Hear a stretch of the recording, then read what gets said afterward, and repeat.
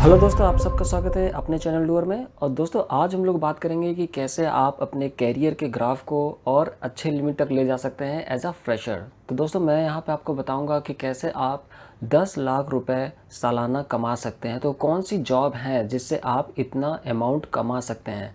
जैसा कि दोस्तों आपको पता होगा कि डूअर टॉक्स ये स्टार्ट इसीलिए किया गया है ताकि आपको ग्राउंड रियलिटी बताया जाए और वो सारी चीज़ें आपको बताई जाए जो अभी आपको नहीं पता है, जो फैकल्टी मेंबर्स वगैरह नहीं बताते हैं या फिर उन्हें नहीं पता होता तो उसके बारे में वो जानकारी नहीं दे पाते हैं। फिर जो क्या होता है कि आप एज अ फ्रेशर कॉलेज से निकलते हो तो वहाँ पे फिर आपके पास केवल एक ही चारा होता है कि जिस लाइन में आपके सीनियर्स गए हैं या आप दूसरे लोगों को देखते हो तो केवल आप उस लाइन में ही जाते हो। इस तरह आप अपना जो स्कोप है उसको आप वहाँ पे कहीं ना कहीं काफ़ी लिमिटेड कर देते हो। तो दोस्तों हमें यही चीज़ लिमिट नहीं करनी है, बल्कि अपना जो कैरियर है, जो स्कोप है, उसको हमें वाइडन करना है, उसको हमें ब्रॉडन करना है। तो उसीलिए दोस्तों ये वीडियो आप लास्ट तक सुनिएगा। और दोस्तों अगर आपने इसके लिए निगेटिव चीज़ सुन भी रखी है जो मैंने आपको अभी बताने जा रहा हूँ, फिर भी दोस्तों ये वीडियो सुनिएगा क्योंकि ये ग्राउंड रियलिटी है और इसके बारे में मैं आपको पूरी तरह से जानकारी दूंगा। और केवल इसमें आपका ग्रेजुएशन चाहिए, ये मैं आपको बिल्कुल अभी से क्लियर कर दूँ।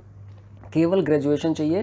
तो इसके एडवांटेज बहुत ढेर सारे हैं। और दोस्तों इसमें आप एक तरह से गेस्टेड ऑफिसर भी बन सकते हैं। जैसा कि आपने सुना होगा कि आप लोगों को कई बार अपने फॉर्म्स वगैरह अटेस्ट कराने होते होंगे, फ़ोटो वगैरह अटेस्ट कराने होते होंगे, तो उसमें लिखा होता होगा कि आपको एक गेस्टेड ऑफिसर से वहाँ पे साइन करवाने हैं। तो वो गेस्टेड ऑफिसर आप खुद बन सकते हैं और इसमें बहुत सी वैकेंसीज होती हैं। तो दोस्तों आज हम लोग बात करने वाले हैं एसएससी की। ठीक है, आपने सही सुना, हम लोग आज एसएससी में सीजीएल की बात करेंगे। तो आपको पता होगा कि एसएससी का फुल फॉर्म होता है दोस्तों स्टाफ सिलेक्शन कमीशन।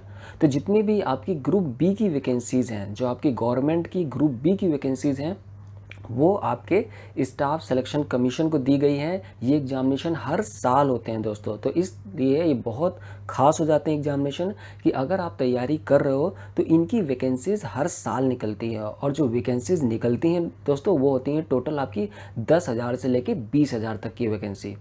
तो आपकी जो अपॉर्चुनिटी है दोस्तों वो बहुत ज़्यादा बढ़ जाती है यहाँ पे। तो इसलिए मैं फिर से आपको कह रहा हूँ कि यहाँ पे मैं पूरी डिटेल दूंगा दोस्तों आपको एसएससी सीजीएल की, कॉमन ग्रेजुएट लेवल एग्जामिनेशन। कहने का मतलब दोस्तों आपने कोई भी ग्रेजुएशन किया है आप इसमें अपीयर हो सकते हैं और यहाँ पे आप जो सैलरी है उसको आप उठा सकते हैं। यहाँ पे ज़रूरी नहीं है कि आप एक ही ब्रांच से आप करो, स्पेसिफिक कुछ नहीं है, बल्कि ये कॉमन ग्रेजुएट लेवल एग्जामिनेशन है जहाँ पे आप ग्रेजुएशन करते हो, निकलने के बाद आप प्रिपरेशन करते हो और आसानी से दोस्तों ये मुकाम हासिल किया जा सकता है। तो वही विज़न दोस्तों मैं आपको यहाँ पे प्रोवाइड करूँगा, बस आपको चाहिए कि वीडियो के लास्ट तक बने रहिए। तो दोस्तों सीजीएल का मतलब होता है कॉमन ग्रेजुएट लेवल एग्जामिनेशन और यहाँ पे आपकी 10,000 से 20,000 वैकेंसी सालाना निकलती है। और जो इसमें सब्जेक्ट्स होते हैं दोस्तों वो बहुत ही आसान होते हैं। आपके मैथ्स होता है, इंग्लिश होता है, रीजनिंग होता है और जीके होता है। तो दोस्तों यहाँ पे 4 सब्जेक्ट होते हैं। और जीके के लिए मैं दोस्तों आपको बताऊं कि अगर आप फार्मेसी के स्टूडेंट हैं तो ये आपके लिए बेस्ट अपॉर्चुनिटी है। बेस्ट इसलिए दोस्तों क्योंकि जो सबसे ज़्यादा मुश्किल लोगों को लगता है इस एग्जामिनेशन में वो होता है पार्ट जीके का। और मैं आपको बता रहा हूँ आप किसी भी ईयर के पेपर उठा के देख लीजिए, जो जीके का पार्ट है वो मेनली अब साइंटिफिक लेवल पे पहुंचा दिया गया है ताकि जो आपके साइंस के जितने भी स्टूडेंट हैं, जैसे आप लोग काफ़ी ड्रग्स वगैरह से यहाँ पे ताल्लुकात रखते हैं, आपको ड्रग्स की नॉलेज है, साइंस का भी आपको हल्का नॉलेज रहता है, वो सारी चीज़ें आपका 50% जीके साइंस पे रहती हैं। तो इस तरह बाजी फार्मेसी के स्टूडेंट बहुत आसानी से वहाँ पे मार सकते हैं। आपको सिंपली 1 साल की मेहनत करनी है और आप बहुत अच्छा यहाँ पे अपना कैरियर बना सकते हैं दोस्तों यहाँ पे। और जो आपका इंग्लिश मैथ ये सब होती हैं दोस्तों वो बहुत ही जनरल होती हैं। कहने का मतलब दोस्तों ये आपकी 8th और 10th लेवल की होती है। उसमें साफ लिखा होता है कि जो आपका सिलेबस है वो आपका 10th लेवल तक का है, प्लस इसमें ट्रिग्नोमेट्री जोड़ दी जाती है। बस आपका जो यूनिटरी मेथड है, रेशियो, परसेंटेज, ये सब क्वेश्चन आपने देखे होंगे दोस्तों। तो बस यही सब क्वेश्चन रहते हैं, उसके साथ में ट्रिग्नोमेट्री होते हैं, उसके कुछ आपके फॉर्मूलेज होते हैं, वो फॉर्मूले आप पढ़ोगे और आसानी से उन क्वेश्चन को वहाँ पे कर ले जाओगे। तो दोस्तों यहाँ पे 3 स्टेप में आपके एग्जामिनेशन लिए जाते हैं। मेन जो सिलेबस है वो आपका मैंने आपको बता ही दिया है। और आपका जो एग्जामिनेशन है वो 3 भागों में डिवाइड रहता है। आपका प्री होता है, मेंस होता है और टाइपिंग होती है। तो आपको यहाँ पे बिल्कुल भी डरना नहीं है कि यहाँ पे 3 स्टेप है, बल्कि दोस्तों ये स्टेप एक दूसरे से रिलेटेड हैं। कहने का मतलब दोस्तों, प्री में आपके पास होता है मैथ होती है, इंग्लिश होती है, रीजनिंग और जीके होती है। इसको आप आसानी से वहाँ पे क्लियर कर सकते हैं। जितनी भी वैकेंसीज़ होती हैं उसके 3 से 4 गुना स्टूडेंट वहाँ पे आपके लिए जाते हैं प्री में। तो अगर आप मान लीजिए यहाँ पे 20,000 वैकेंसी है तो दोस्तों वहाँ पे 60-70 हज़ार आसानी से वहाँ पे लिए जाते हैं। फिर दोस्तों आता है आपका मेंस। मेंस में दोस्तों आपका इंग्लिश होता है और मैथ होता है। कहने का मतलब रीजनिंग जीके जो प्री में थी वो हटा दी जाती है, आपका रहता है इंग्लिश और मैथ। इंग्लिश भी दोस्तों वही होती है जो मैंने आपको बताया 8-10th लेवल तक की, और मैथ जो होती है दोस्तों वो भी आसान होती है।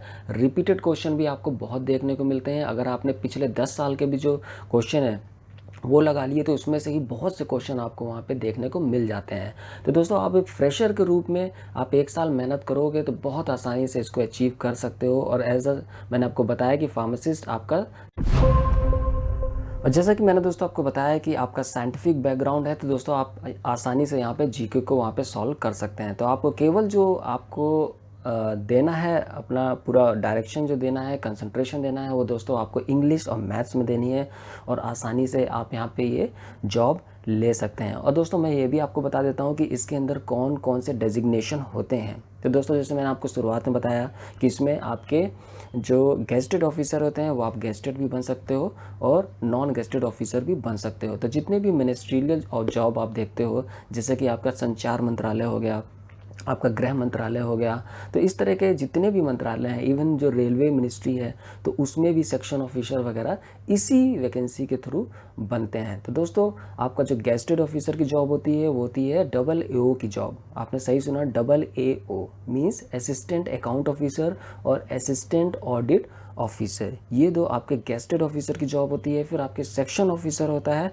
डिफरेंट मिनिस्ट्रीज़ में।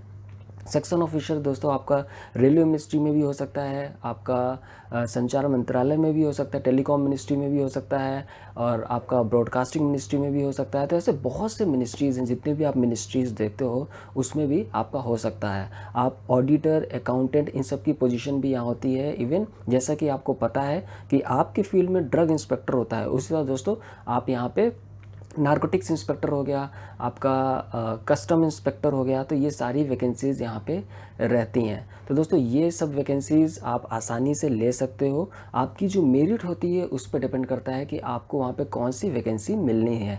और जब आप फॉर्म भरते हो तो वहाँ पे आपसे पूछा जाता है कि आप किस वैकेंसी को, मीन्स किस पोस्ट को आप अबव रखना चाहते हैं। तो आपसे प्रेफरेंस लेटर भी लिया जाता है। तो अगर आपका जो स्कोर आया, ठीक है, जो उससे जो आपकी रैंक बनी उससे आपका प्रेफरेंस मैच करता है तो आपको वहाँ पे वो पोजीशन दे दी जाती है। वरना उसके बाद वो सेकंड नंबर पे देखते हैं कि आपने प्रेफरेंस क्या भरा है। इस तरह करके दोस्तों जो कट ऑफ होती है, कट ऑफ के ऊपर वाले जितने भी कैंडिडेट्स हैं उन सबको वहाँ पे अलॉट हो जाती है पोस्ट। तो दोस्तों आपको यही करना है कि प्री क्वालिफाई करना है, और जो प्री क्वालिफाई करते हैं इसके बाद दोस्तों उन्हें वहाँ पे मेंस देना होता है। और मेंस के बाद दोस्तों मैंने आपको बताया कि आसान टाइप राइटिंग होती है। टाइप राइटिंग महज ही कुछ ही वर्ड्स की होती है, जैसे वहाँ पे अभी 35 वर्ड्स पर मिनट का भी वहाँ पे दिया गया है। तो ये दोस्तों क्या है कि आप 1 से 2 महीने में आप वहाँ पे टाइपिंग सीख सकते हो। वरना आप घर में बैठे भी टाइप मास्टर से भी ये आसानी से आप सीख सकते हो। और मैंने पहले बताया दोस्तों, और बहुत से बच्चों को जो SSC के कैंडिडेट्स थे मैंने उनको फ्री में PDF अवेलेबल कराई है।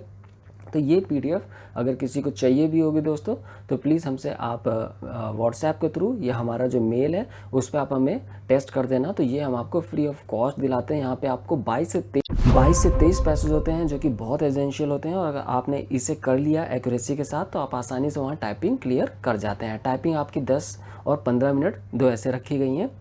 तो आप उसको आसानी से 10 मिनट का पैसा दिया जाता है, उसको आप टाइप करोगे, इसके बाद उसमें कम से कम एरर आप करोगे जो उन्होंने निर्धारित की है, इसके बाद उसको आप क्लियर कर जाओगे। तो इस तरह दोस्तों ये SSC CGL का एग्जामिनेशन होता है। और इसकी खूबी या सबसे बड़ा एडवांटेज ये है कि हर साल होता है। जैसा कि अगर आप फार्मेसी में देखो तो एक ड्रॉबैक है कि जो ड्रग इंस्पेक्टर का एग्जामिनेशन है वो कई जगह आपका एक्सपीरियंस मांग लिया जाता है, और कई जगह ऐसा होता है दोस्तों कि ये वो नहीं है कि हर साल निकल रही हैं, ये कभी निकलती हैं, रैंडम निकलती हैं। तो जो आप तैयारी करते हो आपको आइडिया नहीं रहता है कि हम कितने साल तक यहाँ पे बैठ रह जाएंगे। तो दोस्तों ये सब जॉब हैं जो आपको डेजिग्नेशन बहुत अच्छा दिलाती हैं। इवन आपका जो ड्रग इंस्पेक्टर है उससे भी बहुत अच्छा डेजिग्नेशन है। सिंपली आपको क्या करना है कि इंग्लिश और मैथ वहाँ पे अपनी थोड़ा ठीक करनी है। ठीक करने का मतलब दोस्तों क्या होता है कि जो आपका लेवल है वो तो 10 तक ही रहेगा जो आपके पेपर में पूछा जाएगा, लेकिन उसे फास्ट करने की कोशिश करनी होती है। कहने का मतलब आपको जो पेपर दिया जा रहा है अगर 120 मिनट है तो आपको जितने भी प्रीवियस ईयर पेपर हैं, जो मॉक टेस्ट पेपर हैं, वो लगाते रहना पड़ता है और उसको आप ट्रिक्स वगैरह से जल्दी से उसको करना होता है ताकि हम मैक्सिमम क्वेश्चन वहाँ करें और मैक्सिमम नंबर वहाँ पे गेन करें। तो बस इतना ही खेल है दोस्तों। आप सब ने वहाँ पे इंग्लिश मैथ पढ़ी हुई है और जीके आपका प्लस पॉइंट है। और रीजनिंग तो बहुत ही आसान होती है दोस्तों, रीजनिंग हर कोई कर लेता है। कहा जाता है रीजनिंग दो तरह की होती है, एक जो बैंक में आती है और एक होती है एसएससी और रेलवे के एग्जामिनेशन में। तो जो बैंक की है वो रीजनिंग सबसे टफेस्ट होती है ये माना जाता है, और जो एसएससी का है वहाँ पे सबसे इजी पार्ट होता है आपका रीजनिंग का। तो दोस्तों ये सब आप कर लोगे, और अगर आप जब इस चीज़ की प्रिपरेशन भी करते हो तो उसमें हम आपका पूरा साथ देते हैं, आपको बहुत सी चीज़ें वहाँ पे अवेलेबल करा देते हैं ताकि आप ये एग्जामिनेशन क्लियर कर ले जाओ। तो मेरा दोस्तों बस यही कहना है कि यहाँ पे स्कोप बहुत है, बस आपके विज़न को आपको ब्रॉडन करना है। कई बार ऐसा होता है कि आप ये सोचते हो कि हम जो फील्ड में हम उसी में रहना चाहते हैं, लेकिन दोस्तों ये ज़रूरी नहीं है। आपका ये निगेटिव थॉट है जो आपका जो स्कोप है उसको लिमिटेड कर रहा है। कहने का मतलब दोस्तों, अगर आप ये चीज़ देखो कि जो बच्चे आईएएस बनते हैं या इस तरह जो पोस्ट में जाते हैं उनकी जो लाइफ है वो बहुत अच्छी रहती है। कहने का मतलब 5 डेज़ वर्किंग होता है, आप वहाँ फुल अपने लाइफ को 2 डेज़ आपके पास रहता है, आप अपनी फैमिली के साथ वहाँ पे एंजॉय कर सकते हैं। तो दोस्तों आपको ज़रूर इसमें जाना चाहिए, ये नहीं सोचना चाहिए कि आपके स्ट्रीम का है कि नहीं। ये सब बेकार की चीज़ें हैं, क्योंकि आईएएस का कोई भी कोर्स नहीं होता है, ठीक है, लेकिन फिर भी बच्चे आईएएस बनते हैं तो उनसे नहीं पूछा जाता है। इस तरह दोस्तों ये जो बी ग्रुप की मिनिस्ट्रियल लेवल की जॉब है इसमें भी हर डिफरेंट ब्रांचेस के बच्चे वहाँ पे अपीयर होते हैं और वहाँ पे सिलेक्शन लेते हैं। तो ये चीज़ दोस्तों मैंने हमेशा देखी है कि एक मतलब कि एक नेगेटिव थॉट बच्चों के मन में बना दिया जाता है कि ये चीज़ आप क्लियर नहीं कर सकते हो, और उसके साथ साथ हमें अपनी लाइन नहीं छोड़नी चाहिए, जो कि बिल्कुल ही गलत है। ये चीज़ आपको आगे जाके पता चलेगा कि लाइन से मतलब नहीं होता दोस्तों, बल्कि आप जो जॉब करते हो वो कैसी है, आपके कैसे आप उसमें अडाप्ट करते हो, कितना आपको वहाँ पे इंटरेस्ट है, उस पे मैटर करता है।